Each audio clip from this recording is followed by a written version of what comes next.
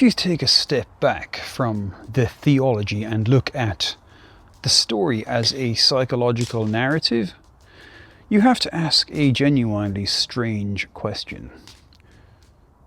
What did the devil actually ever do? If you trace the mythology back to its origins, his list of crimes is surprisingly brief.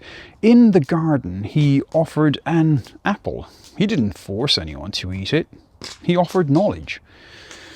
He offered self-awareness. He asked a simple, dangerous question. Are you sure you just want to obey? For that single act of encouragement, he was cast out of heaven and transformed into the ultimate villain of human history.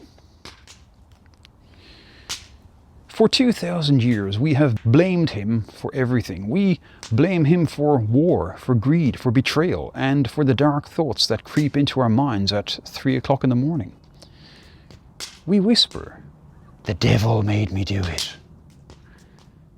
It's the oldest, most successful cosmic alibi ever invented. We live in a culture that is terrified of taking responsibility for its own shadow. Wherever human nature displays its dark side, we desperately search for an external source. We want to believe that humans are naturally pure, gentle, angelic creatures who are occasionally hijacked by an evil whisper in the ear. We created a monster with red skin and a pitchfork because we needed a bin or a trash can for our own guilt.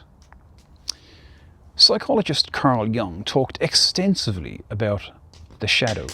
It is the collection of all the traits, impulses, and desires that we are too ashamed to admit we possess. It's our jealousy, our rage, our capacity for cruelty, and our dark curiosities. Because looking at your own shadow is deeply uncomfortable. The human mind performs a clever trick. It uses projection. We take all that internal darkness, gather it up, and project it outward onto the figure of the devil. Or, in modern times, onto our political enemies, strange neighbours, or rival groups. We call them monsters so that we can feel like saints. If the villain is outside of us, then we get to keep our hands clean. If you read the old texts carefully, you realize that the devil never actually killed anyone. He never built a prison. He never launched a crusade. Humans did all of those things in the name of God. We carried out massacres, constructed torture chambers, and wrote hateful laws. We did that all by ourselves. And then we pointed down at the floor and said, "He tricked us." It's a remarkably convenient story. When you realize this, the bogeyman loses his power. The fear vanishes, replaced by something much more sober and far more liberating. Self-ownership. The adversary is not a horned creature waiting in the shadows to steal your soul. The adversary is simply the unexamined human mind. When you refuse to look at your own capacity for darkness, that darkness does not disappear. It grows in the dark. It becomes bitter. It manifests as passive aggression, anxiety, prejudice, and stubborn outbursts of uncharacteristic rage. The tragedy of blaming an external villain is that you surrender your own agency. If an evil force is controlling your choices, then you're just a helpless victim of the universe. Real moral maturity begins the moment you stop blaming the devil. It begins when you look in the mirror and say, the capacity for cruelty is in me. The capacity for greed is in me. The capacity for destruction is in me. And that sounds terrifying at first, but it is actually the beginning of true freedom.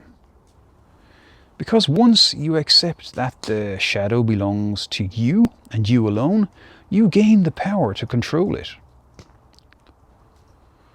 You are no longer running from a bogeyman in the dark. You are interrogating the messy, complex reality of being a human being. Light and dark are not two warring armies in the sky or under the ground. They are the two sides of the same coin inside your own soul. You do not need to fight the devil. You do not need to fear the devil. You just need to stop using him as an excuse. So step out of the ancient story. Drop the fear. Look at your own shadow. Own it. And then choose to walk in the light anyway. Not because an authority figure told you to. Not because you were afraid of hell. But because you have looked at the whole picture of who you are, and you have decided to be good on purpose, all by yourself. Namaste.